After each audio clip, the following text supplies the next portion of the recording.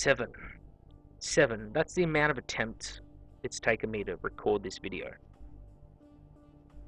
What is making this so hard? I'm trying to do a video today where I talk about recasting. And constantly throughout the video, I go off on tangents. Things like talking about how resin is bad no matter if it's from China or whether it's from Games Workshop. Don't inhale it. It's like high octane fuel versus regular fuel. Either way, you probably don't want to drink it, right? Well, those sort of tangents have been constantly leading me off topic. What I'm about to show you is a recasting website. What I'm also about to show you is the massive price gulf between a recast and a Games Workshop product. Some people are going to disagree with this. That's fine. Hey man, life wouldn't be the same if people couldn't disagree. But the reason I'm showing it is because I want to drive home a point. And the point here is that Games Workshop doesn't have the consumer-friendly nature of the recasters, which is ironic, because the pirates, the knockoff specialists, they should have the worst quality, the worst customer service, the worst value for money. They're a black market, an underground type thing, and yet somehow they're doing a better job by the players. Games Workshop and Forge World have created this environment where they like to release miniatures, where those miniatures are just almost impossible to attain unless you pay ludicrous sums of money, you have friends with connections in other countries, you're willing to travel around the world, that kind of thing. Or they make a model which has a limited set of rules, is only available for a limited period of time, and then is withdrawn. And then other times they have a range where they bring them out, like say the Dwarf Slayer faction in the Storm of Chaos, for those who remember it. They bring out a faction and it's around for a little while, and then they just remove that whole range and they pretend it never existed, and all those models and kits go to waste. And it's a real shame. And other times they do things like the last chance to buy, which, hey, it's Friday today, chances are something else has just gone out of production without anything replacing it. It happens. Now, because of these practices, they've enabled this recast market to rise. Because people go, hey, I can go to them and they'll give me individual shoulder pads out of that kit. I don't have to buy the whole fucking kit. Then they go, even if I did buy the kit, I could buy the whole kit at half the regular retail price. And they go, well, you know, the quality might not be there, but for that price, fucking worth it. That is the mindset for people when they go to the recasts. People don't go to the recasters because they have the intent, generally, of buying a whole army and going, oh, I want to make a whole Space Marine chapter out of resin. No, nobody really likes to do that. Plastic's a lot friendlier in that regard. I think we can all agree. People go to recasters because they go, geez, I really want Ortillion's score, the Delegatus consul for the Alpha Legion. And the only way I'm going to get him right now, because he's out of production, and even if he was in production, I would need to live in the UK to get a hold of him, well, the only way I'm going to get him is to go to a recaster. So what do people do? They go to the recaster. I'm not saying Games Workshop can fix piracy. They might drop all their prices by half tonight. Probably wouldn't fix the problem at all, to be honest.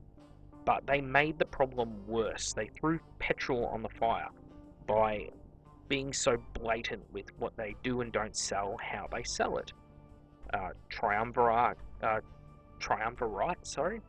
the Primarch, for example, with Rebude Gilliman, Cypher, Chapter Master Voldus.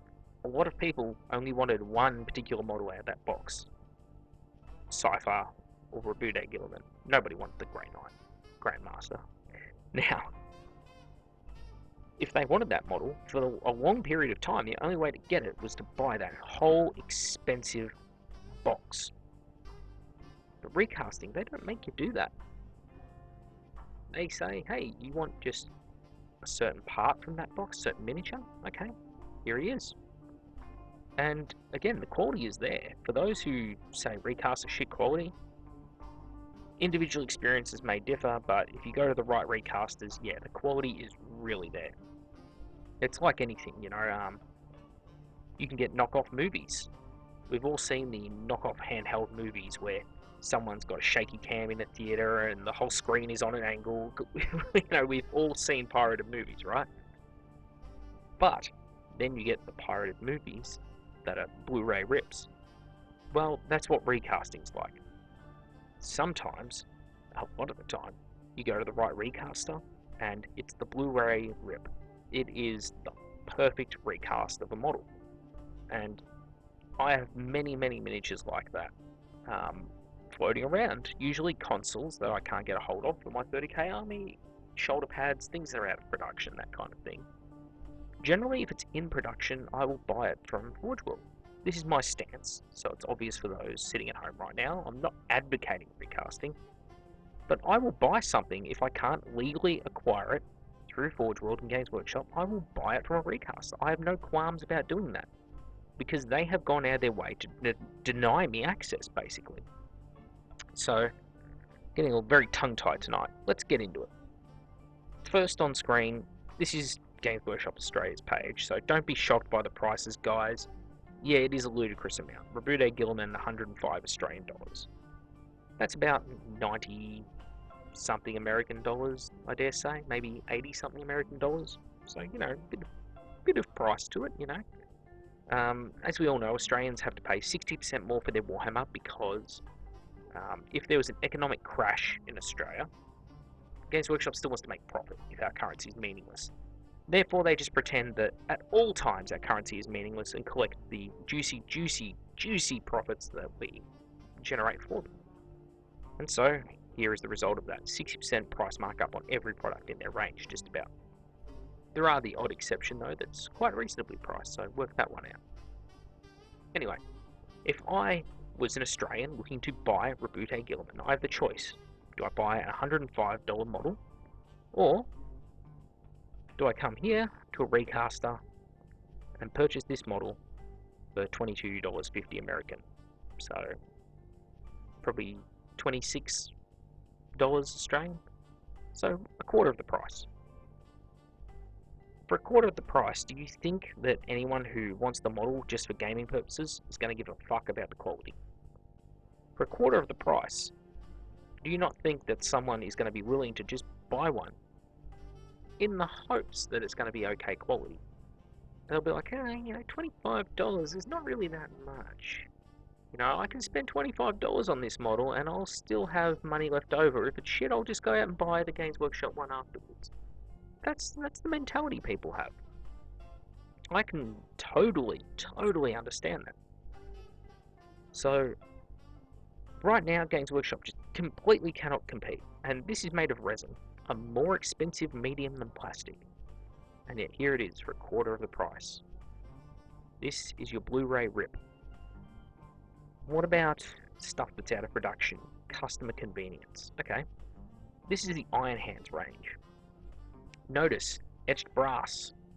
Something you can't get a hold of from Forge World. Gorgon shoulder pads, sold individually. Another thing you can't get from Forge World. If you wanted those, you would have to buy a full squad of Gorgon Terminators. Iron Hands icons to put on your tanks and that kind of thing. Again, something no longer in production. I think you see a bit of a trend here.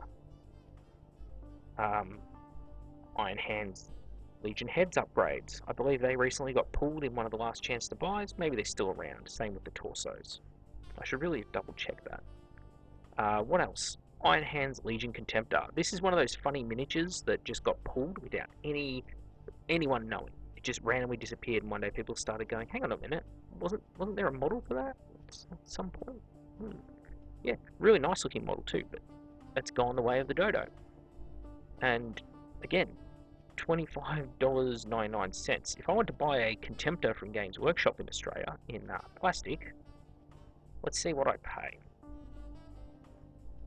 For a monopose dreadnought that looks like shit, where I can't really do anything with the weapons unless I really start cutting into it. Oh, $100. 100 Australian dollars.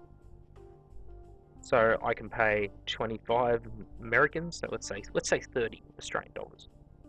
So I can get it for 1/3 of the cost of the one-piece plastic crap model that nobody in the history of the world likes. Yeah, tough choice that one, guys. Yeah, real tough choice.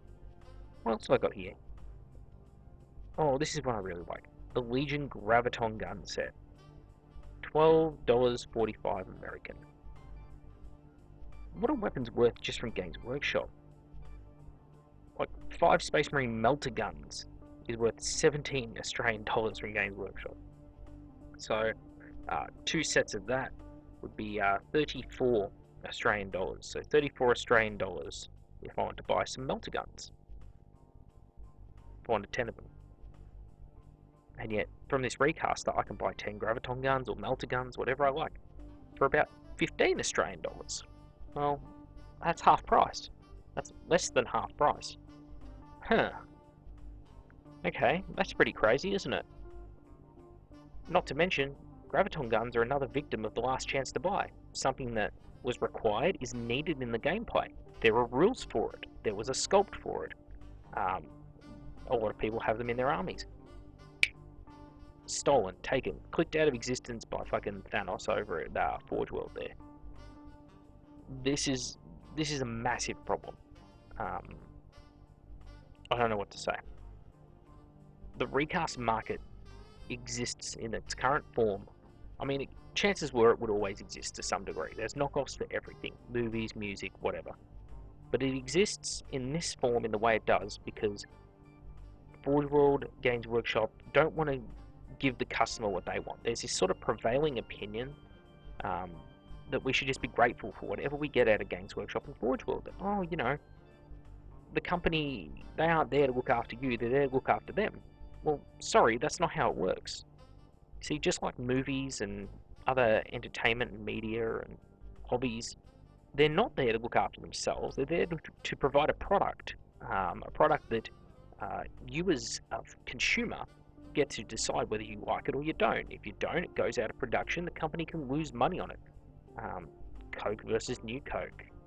Different aircraft, like de Havilland Comet, for example. Right. Once they worked out the very disastrous design kinks, good aeroplane, but too late by that point. DeLorean. The DeLorean car, famous DMC. Got really popular after Back to the Future. Pretty expensive, not very popular though back in its heyday. You see? So, this is the problem. You can't do things that people want at the prices they want. An alternative pops up, or people don't purchase your product. And that's why the recast market exists in the state it does. If Games Workshop's prices were more competitive, or the models were more freely available, or any number of other reasons, some might be completely out of Games Workshop's control, I'll admit that. Right, but for all of these very many and varied reasons, the market for this game is huge. And there are other games that are very popular all around the world, like Bolt Action, for example, is a very popular game. Flames of War, another very popular game. There is not a huge recast market for them. Why? Because the consumers of those products are happy. They're satisfied at the costs, at the buy-ins for that hobby. Games Workshop, on the other hand, has this massive market. So what is the difference between their company and everyone else? What is Games Workshop and Forge World doing so wrong that all these other companies are doing so right? Is it just inevitable that one day those other companies will be mass recast? Maybe. Do I think it's likely? No. Because if you come in at a low enough price point, the consumers go, well, you know, I like the convenience of ordering from someone who speaks my language, or I like the convenience of ordering from someone where I know I can easily refund it, or, you know, that kind of thing. So, a lot of that plays into it. Anyway, this is just something, I wanted to do this instead of doing a last chance to buy episode. I didn't want to go and look at stuff being pulled from the store again. I'm really over it at this point. I'm really over them pulling products. It doesn't affect me, realistically, especially if they're not products I want to buy, but other people do, and I just want to look more at the consequences of their actions. And you're seeing it before you. A whole bunch of products that someone else is now making money off of because Forge World, Games Workshop don't want to. If they think, oh yeah, you know, these products aren't popular, they don't sell, well, funny enough, they sell well enough that they're in production over at China, Russia, Eastern Europe, Ukraine, whatever. Anyway, Mac with the Hour Circle. Hope you all enjoyed this different episode. Again, don't just take it as, oh, Macca supports recasting, oh, you know, how horrible. No, it's not it at all. It's just a case of, hey, you know, um, right now the hobby's in a bit of a weird place, right? Don't just take it as, hey, Macca supports recasting. No, Macca is just trying to point out to you today, while referring to himself in the third person, that there is a recast problem. Games Workshop and Forge World could alleviate it by changing a few of their actions, and you can see why the recasts have become popular, because they offer things that Games Workshop and Forge World don't. They offer individual parts that you can only get in other kits. They offer a lot of stuff that's no longer in production, a lot of convenient stuff. They have a price that's unbeatable, especially compared to Games Workshop mainstream. Like, Games Workshop could clean up their web store, make consistent pricing globally, for example, for their products, drop Australian overpricing on their products, for example, and they would do a lot to stabilize their pull in the Australian market. If you dropped the price of things like Rabute Gilliman down from 105 Australian dollars down to something like 50 Australian dollars, you would ship a heap more of the guy and a lot more people would want him. But right now, he's in a terrible place. Most of these models are. Just want to have a look back down this list. Pedro Cantor, an old model from, third or fourth edition. This model came out in its current form. $29 Australian. It's $10 American. It's actually $9.95 American at the recast site. And this is an expensive recast page, to give people an idea. They're expensive because they're high quality, and the expensive recasters are still, you know, a quarter of the price, half the price, or a third of the price of the big boys. So, what a world we live in. Anyway, see you all next time.